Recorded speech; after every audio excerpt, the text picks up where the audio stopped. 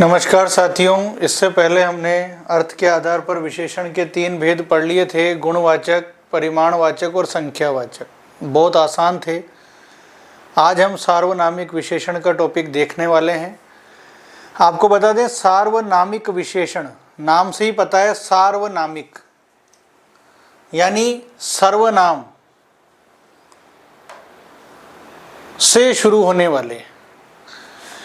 अब सार्वनामिक विशेषण की पहचान देखेंगे आपको कैसे पता लगेगा कि किस वाक्य में सार्वनामिक विशेषण है। तो जब भी वाक्य की शुरुआत सर्वनाम से हो और उसके तुरंत बाद संज्ञा आए और उसके बाद में विशेषता आए, तो उस वाक्य में कौन सा विशेषण बताएंगे आप? सार्वनामिक विशेषण। नाम से पता है सार्वनामिक यानी सर्वनाम के बाद नाम यानी संज्ञा आना और उसके बाद विशेषता आना। तो उस वाक्य में कौन सा विशेषण बताएंगे आप? सार्वनामिक विशेषण। ये तीनों से बिल्कुल अलग है, क्योंकि एक में गुण आते थे, एक में मात्रा, एक में संख्या। इसमें ऐसा कुछ नहीं होगा। इसमें वाक्य की शुरुआत ही सर्वनाम से होगी और बाद में होगी संज्ञा और आगे कहीं ना कहीं होगी विशेषता। तो ऐसे वाक्यों में आपको उन तीनों भेदों को हटा देना है और उत्तर बताना है सार्वनामिक विशेषण। जैसे यह गाय सुंदर है। अब वाक्य की शुरुआत देखो सर्वनाम से हो गई यह से, उसके तुरंत बाद देखो गाय संज्ञा। तो जब भी सर्वनाम के बाद संज्ञा आए तो उस वाक्य में आपको सार्वनामिक विशेषण बता देना है।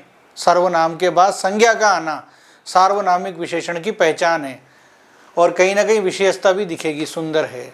तो सर्वनाम प्लस संज्ञा प्लस विशेषता ही तो सार्वनामिक विशेषण की पहचान है। यह मैंने आपको बहुत कम समय में समझा दिया है। अगर आप समझ गए होंगे तो आप गलत नहीं करेंगे। दोबारा फिर सुनिए। वाक्य की शुरुआत में सर्वनाम आएगा, उसके बाद आएगी संज्ञा और बाद में कहीं ना कहीं होगी विशेषता। जैसे वह लड़की विदुषी है, तो वह क्या है? सर्वनाम। लड़की क्या है? संज्ञा। अब मैं तो सर्वनाम और संज्ञा देखते ही समझ गया कि यहाँ उत्तर आएगा सार्वनामिक विशेषण। यह पेड़ बहुत बड़ा है, तो यह क्या है? सर्वनाम। पेड़ क्या है? संज्ञा। बस सर्वनाम और संज्ञा को देखा और मेरा उत्तर हो गया सार्वनामिक विशेषण। तो सार्वनामिक विशेषण को कैसे पहचानेंगे? सबसे पहले सर्वनाम, उसके बाद संज्ञा देखो और कहीं ना कहीं विशेषता होगी। तो आपको तो सर्वनाम प्लस संज्ञा दिखते ही बता देना है कि यह सार्वनामिक विशेषण की पहचान है। सबसे ज़्यादा संभावना सर्वनाम और संज्ञा दोनों देखते ही संभावना बन जाती है सार्वनामिक विशेषण की। यह लड़का चालाक है। अब आप देखेंगे, मैंने यहाँ देखा सर्वनाम और यहाँ देखा संज्ञा। अब मुझे आगे नहीं देखना, मैंने बता दिया, यहाँ होगा आपका सार्वनामिक विशेषण। क्योंकि सार्वनामिक विशेषण की शुरुआत में सर्वनाम आता है और बाद में आती है संज्ञा। तो ये देखते ही संभावना बन जाती है सार्वनामिक विशेषण की। वह पेड़ बहुत बड़ा है। बहुत बड़ा है। अब ये वह क्या है? सर्वनाम। पेड़ क्या है? संज्ञा। और ये क्या है? कहीं ना कहीं विशेषता। तो मैंने तो सर्वनाम और संज्ञा देखते ही बता दिया कि यहाँ सार्वनामिक विशेषण होगा। और ये पहचान हमने पिछले 3 भेदों में नहीं पढ़ी, क्योंकि गुणवाचक में गुण आते हैं, पर यहाँ सर्वनाम से वाक्य शुरू होता है और बाद में आती है संज्ञा। सर्वनाम के बाद संज्ञा का आना सबसे पहला विकल्प आपका सही होना चाहिए, सार्वनामिक विशेषण। क्योंकि गुणवाचक विशेषण में सर्वनाम और संज्ञा साथ साथ नहीं आते। वो गुणवाचक में ऐसा आता है, ईमानदार लड़का।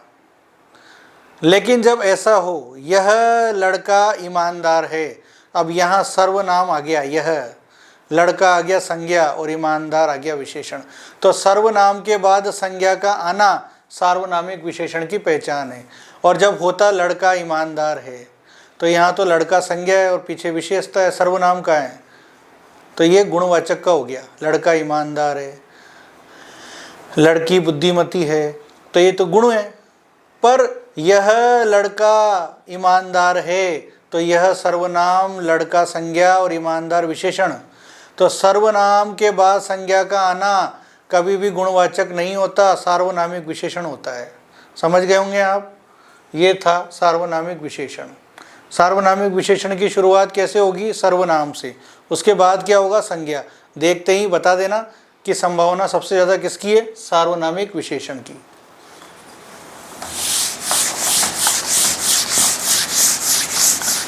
और अर्थ के आधार पर आप पढ़ रहे हैं विशेषण।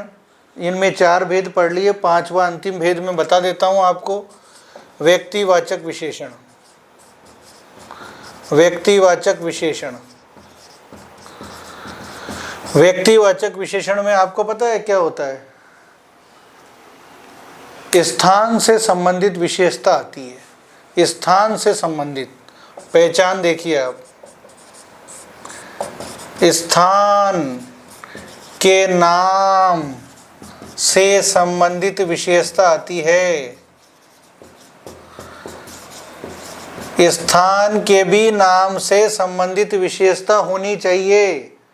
जैसे जयपुरी साड़ी,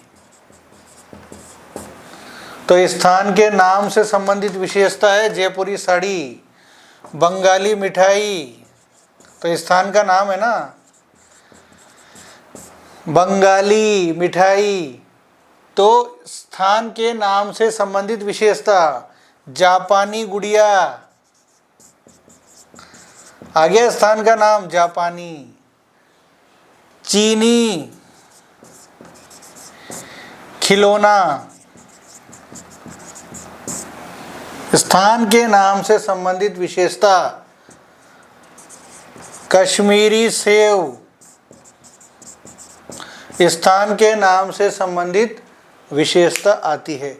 राजस्थानी साफा, जोधपुरी कोट, ये सब स्थान के नाम से संबंधित विशेषताएं हैं जो व्यक्तिवाचक विशेषण में आती है। समझ गए होंगे आप। सबसे आसान भाषा में मैंने आपको समझाया, वो भी सबसे कम समय में। तो मेरी कोशिश है कि मैं आपको कम समय में बहुत अच्छी ग्रामर पढ़ाऊं और आपके परीक्षा में प्रश्न सही हो जाएं, क्योंकि व्याकरण एक बार अगर समझ में आ जाए तो प्रश्न गलत नहीं होता। ये था हमारा विशेषण का टॉपिक, जो मैंने आपको बहुत अच्छे से पढ़ाया। प्रयोग के आधार पर पढ़े हमने विशेषण, उसके बाद पढ़े तुलना के आधार पर, और हमने पढ़े अर्थ के आधार पर 5 भेद। तो आपको तीनों प्रकार से मैंने बहुत सरलता से समझाया, और इसी प्रकार इसी टॉपिक में से ऐसे ही प्रश्न आपको परीक्षा में देखने को मिलेंगे, और मैं आशा करता हूं कि आपका प्रश्न परीक्षा में गलत नहीं होगा। तो देखते रहिए इसी प्रकार ग्रामर के बहुत अच्छे वीडियो, ताकि आपका परीक्षा में प्रश्न गलत ना हो। मिलते हैं अगले वीडियो में। धन्यवाद।